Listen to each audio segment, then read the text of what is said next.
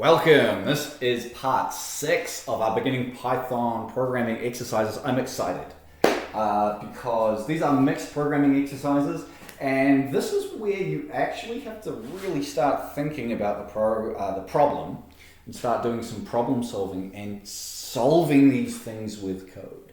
That's really why we're here, isn't it? It's actually to learn how to code, but for a reason, so that you can actually solve some problems that you wouldn't be able to solve otherwise without it. Now, just a reminder that these are like solution videos where I'm showing you how I would approach these or how I would do them. You have already solved these yourself, or you have tried your absolute hardest to solve these already. You are only here if you are either finished or you are stuck. And you're checking your answers against mine. I'm not necessarily going to say that mine's the right way to do it or that there is only one correct way to do it. There's many different ways to solve these problems. And if you do things like Edabit, which you definitely should, or Clash of Code, or if you're doing things like the Informatics Olympiad, you will know that there are so many ways to solve each of these problems. And one's sometimes better than the other, but not always necessarily.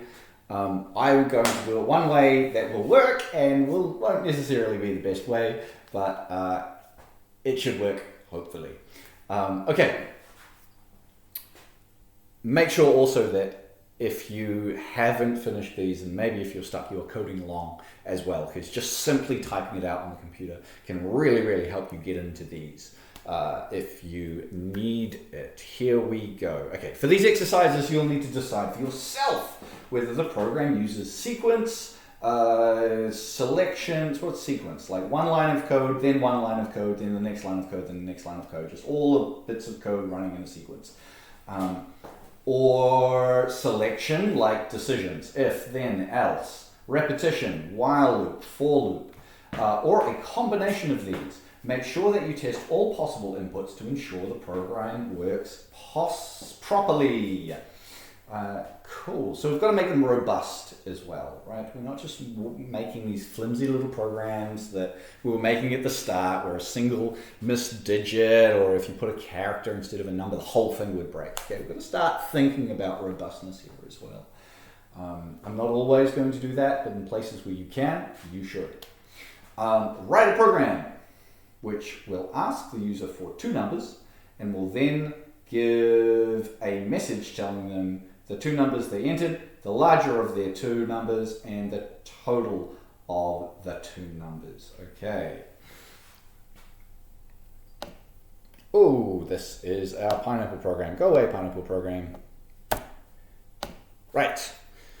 We need num1 is going to equal, it's going to be an integer input, and it's going to say, please enter number 1, and take that whole thing, copy it, Control C, boom, num2, please enter number 2. Okay. Right, we now have two numbers. And then say, there's a couple of extra ways we could do this to make it a little bit more simple. I think we should solve it with an if statement. Let's go total is equal to num1 plus num2. And what do we need to do here? We need to tell them the two numbers that they entered. Print the two numbers you entered. Whoa, what is this? The differences between your content and server content while you are disconnected. I'm going to choose my changes. Okay, we're safe, we're fine, let's keep coding. The two numbers you entered were num1 Oops, no, we don't put it in there, silly. That.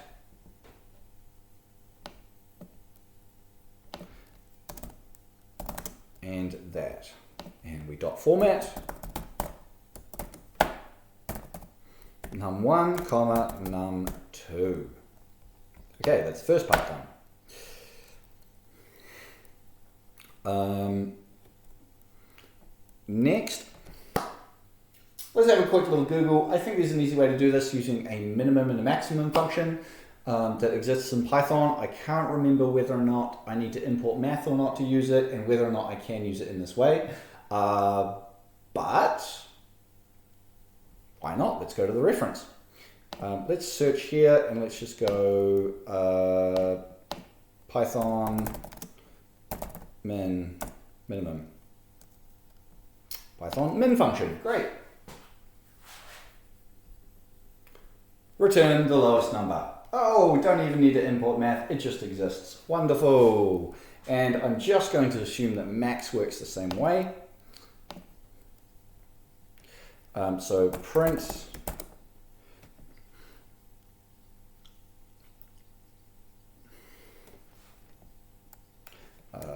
the larger number was that, and we need to dot format that, and we're going to say it's the maximum of. Ooh, how deep are we? We are, print is 1, format is 2, max is 3. We're fine. Can't go any deeper than that though, or else we need to start pulling some things out and turning them into variables.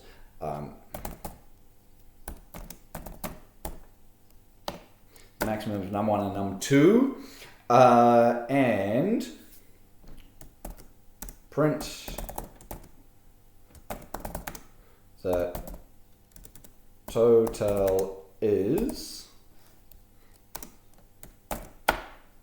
dot format total.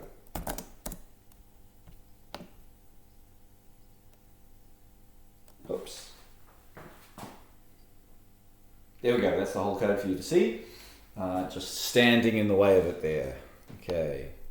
Something is happening, not the thing I expect. Cross your fingers. Come on, Ripple, what's happening? Okay. Technical issues, please hold. Your call is important to us. Let's refresh.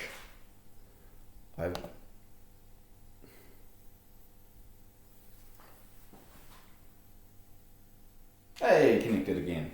Must be something in the water today. But we don't have all of our code. Let's just paste in our code there. That's the full code again. And run. Please enter number 1.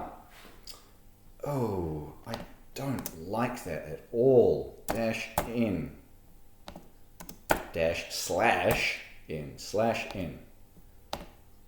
Please enter, much better. 3. Please enter number 2, 88. The two numbers you entered were 3 and 88. The larger number was 8. The total is 91. Nice. I think if you didn't use max here, if you didn't use that function, it exists, why not? Use it, check the reference, see if there's things that you can use to solve your problems. That's how we learn. If you didn't use that, you would use an if statement, and you would have to go through and check, is number 1 bigger than number 2, is number 2 bigger than number 1, and you'd assign that to a maximum variable, and you print that out. Too much. There's a function that exists in the library. Just use it. Just use it. Why not? There we go. Cool. On to question 2.